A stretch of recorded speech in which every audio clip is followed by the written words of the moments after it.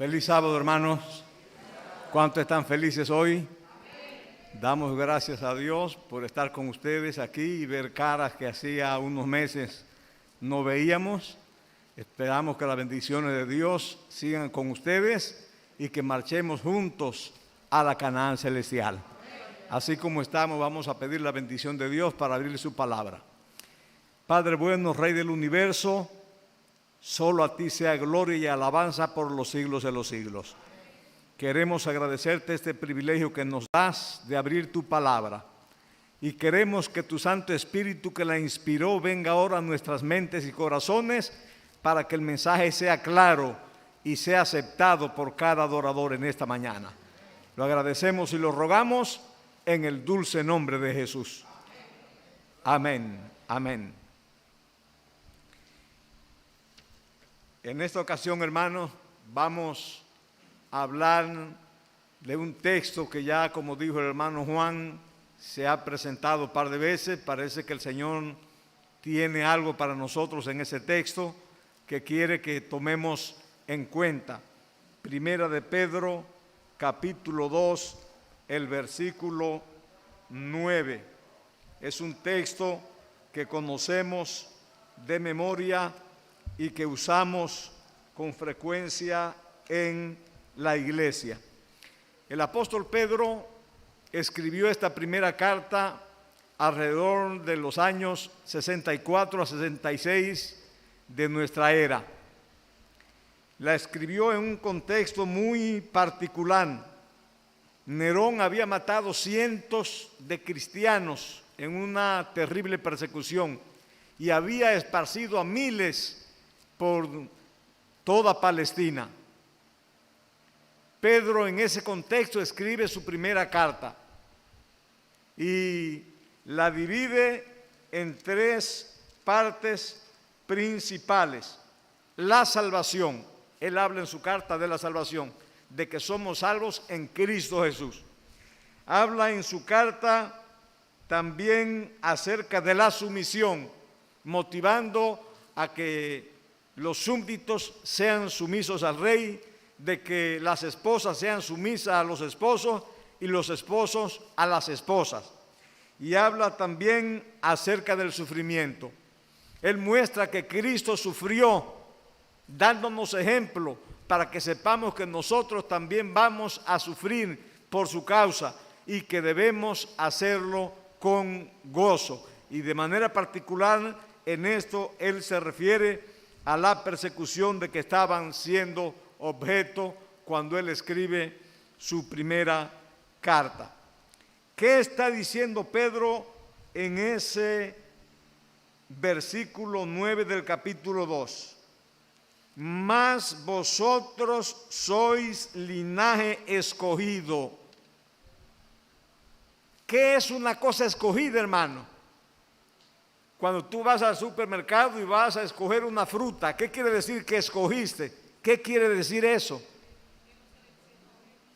Quiere decir que dentro de muchas frutas que había, tú seleccionaste una en particular, escogiste una en particular.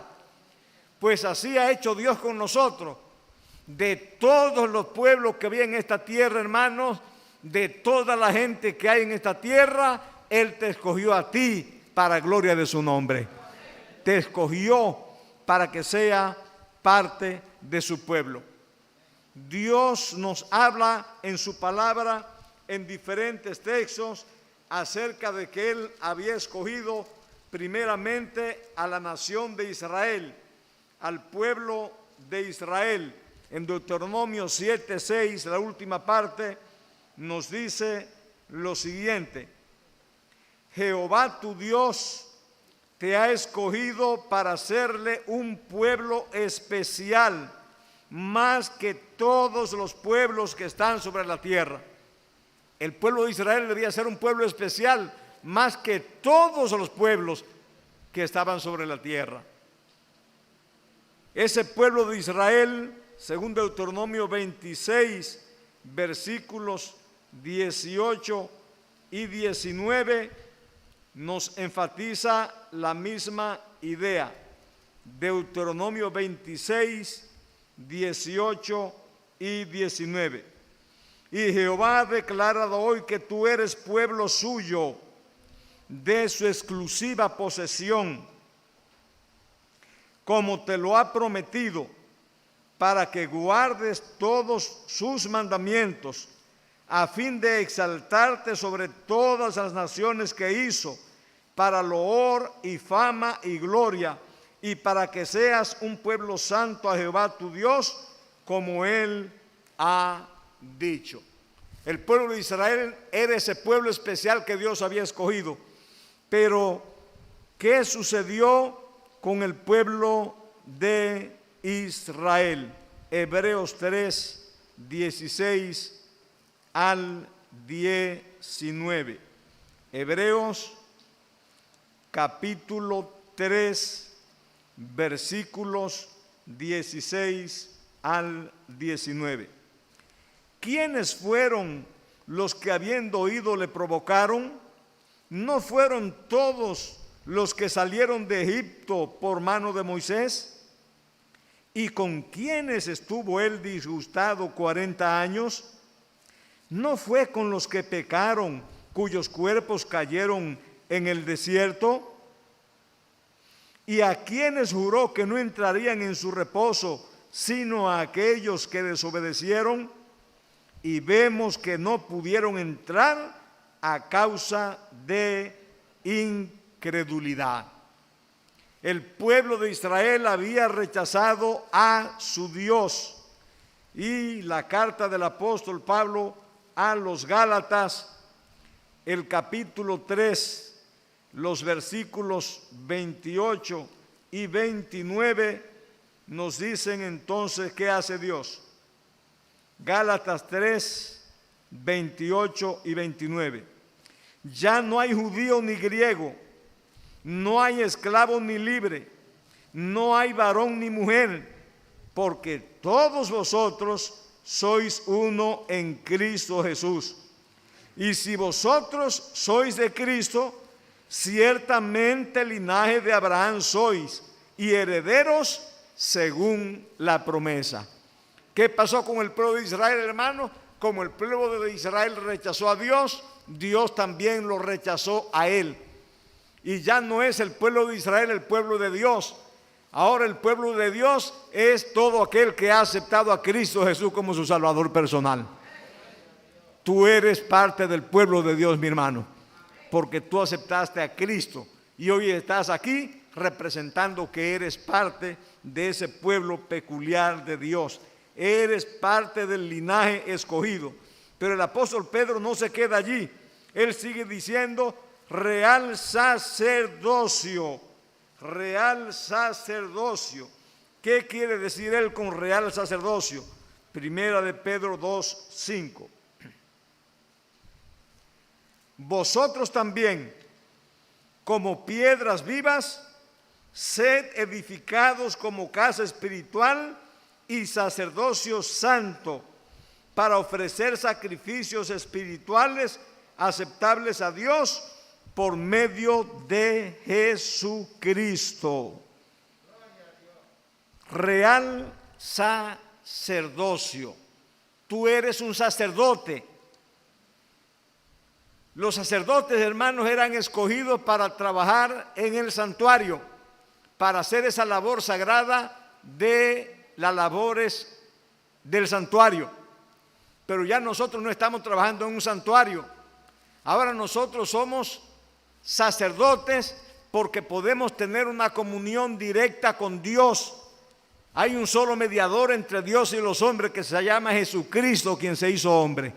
Así es que nosotros, hermanos, para llegar al trono de la gracia, solamente tenemos que caer de rodillas y de inmediato estamos en la sala de audiencia de Dios, directamente en comunión con Él. Veamos Éxodo 19, 6. Libro de Éxodo, capítulo 19, el versículo 6. Éxodo 19, 6. y vosotros me seréis un reino de sacerdotes y gente santa. Estas son las palabras que dirás a los hijos de Israel. ¿Un reino de qué cosa, hermanos? De sacerdotes. Tú eres un sacerdote para la gloria de Dios y debe vivir como tal, hermano. Tú no eres cualquier persona. Tú fuiste escogido por Dios. Fuiste escogido para serle sacerdote y además fuiste escogido para ser una nación santa. Dice el apóstol Pedro, nación santa. Deuteronomio 7:6, la primera parte. Porque tú eres pueblo santo para Jehová tu Dios. ¿Pueblo santo para quién, hermanos? Para Jehová. Pueblo santo para Jehová. Santo es algo apartado para Dios. Tú fuiste apartado para Dios. Primera de Pedro 1:15. Primera de Pedro capítulo 1, versículo 15. Sino como aquel que os llamó es santo, sed también vosotros santos en toda vuestra manera de vivir. Como Dios es santo en su esfera, en la nuestra nosotros debemos ser como, hermano, santos en nuestra manera de vivir. Así es que debemos cuidarnos con lo que comemos. ¿Qué comemos? Con eso estamos diciendo si somos santos, sí o no. ¿Qué bebemos? ¿Qué miramos? ¿Qué miran nuestros ojos, hermanos? Con eso estamos diciendo si somos santos o no somos santos. ¿Qué escuchamos? Las avenidas del alma, hermanos. Con todo eso decimos si somos santos o no somos santos. Pero Dios ha dicho en su palabra que somos santos. Así es que debemos cuidar las avenidas del alma para que nuestro cuerpo se mantenga en sujeción a nuestro Dios. Dice el apóstol Pedro, linaje escogido, adquirido. ¿Qué quiere decir adquirido? Cuando tú vas a un negocio y adquieres algo, ¿qué es lo que tú hiciste con eso? ¿Qué fue lo que hiciste? Lo compraste. Dios nos compró, hermanos. Hechos 20:28. Hechos capítulo 20, versículo 28. Por tanto, mirad por vosotros y por todo el rebaño en que el Espíritu Santo os ha puesto por obispos, para apacentar la iglesia del Señor, la cual Él ganó por su propia sangre. Alabado sea el nombre de Dios. Dios te compró, hermano mío, ¿con qué? ¿Con qué te compró? Con su propia sangre, con la sangre de su Hijo. ¿Vales tú mucho para Dios o no vales mucho, hermano? Tú vales mucho, tú vales más que todo el oro de esta tierra, vales más que todas las posesiones materiales de esta tierra, porque tú vales la sangre de Cristo Jesús. Él te compró con su sangre. Primera de Pedro 1, 18 y 19. Sabiendo que fuisteis rescatados de vuestra vana manera de vivir, la cual recibisteis de vuestros padres, no con cosas corruptibles como oro o plata, sino con la sangre preciosa de Cristo, como de un cordero, sin mancha y sin contaminación. Con la sangre preciosa de Cristo, mi hermano. Con eso tú fuiste comprado. Por eso tú vales mucho. No andes allí cabizbajo. No andes allí deprimido por situaciones que te acontecen. No. Pase lo que pase o venga lo que venga, tú eres un hijo de Dios, una hija de Dios. Y debes andar gozoso por eso. Si tienes alimento, eres hija de Dios, hijo de Dios. Y si no tienes, también eres hijo de Dios, hija de Dios. No importa la condición, las circunstancias, hermanos, no van a cambiar esta realidad. Cristo Jesús pagó el precio y fue su sangre. Y pase lo que pase, venga lo que venga, Él te ama. Él tiene un lugar especial para ti. Estamos en esta tierra de manera transitoria, pero nuestro verdadero lugar está en el reino de los cielos. Y allí hemos de llegar si nos mantenemos firmes y fieles. Ahora, todo esto, hermano, todas esas cosas hermosas, como decía Manzanillo, que se han dicho, que somos linaje escogido, que somos real sacerdocio, que somos nación santa, que somos un pueblo que ha sido adquirido por Dios o comprado por Dios. ¿Para qué es todo esto, hermano? ¿Para qué? La última frase del texto dice ¿para qué? Dice, para que anunciéis las virtudes de aquel que os llamó de las tinieblas a su luz admirable. En otras palabras, hermano, para predicar. Dios te compró, hermano, Dios te llamó, Dios te escogió, Dios te hizo santo para que tú puedas predicar las buenas nuevas de salvación en Cristo Jesús. O somos misioneros o no somos nada. En nuestros hogares, en el vecindario, en el lugar de trabajo, donde quiera nos movemos, debemos decir que somos hijos del Rey del Universo. Debemos decirlo con nuestra vida. Esa es la primera predicación, el testimonio. Pero además de eso, hermano, debemos de manera intencional buscar a alguien con el cual nos relacionemos y hacerle la invitación de estudiar la palabra de Dios. Debemos estar haciendo eso, hermano, porque para eso nos llamó Dios, para que anunciemos las virtudes de ese que nos llamó de las tinieblas a su luz admirable. El último texto que vamos a ver está en San Mateo 28, y también de memoria lo conocemos.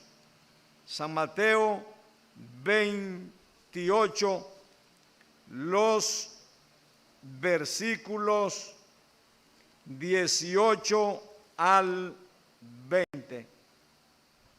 San Mateo 28, 18 al 20.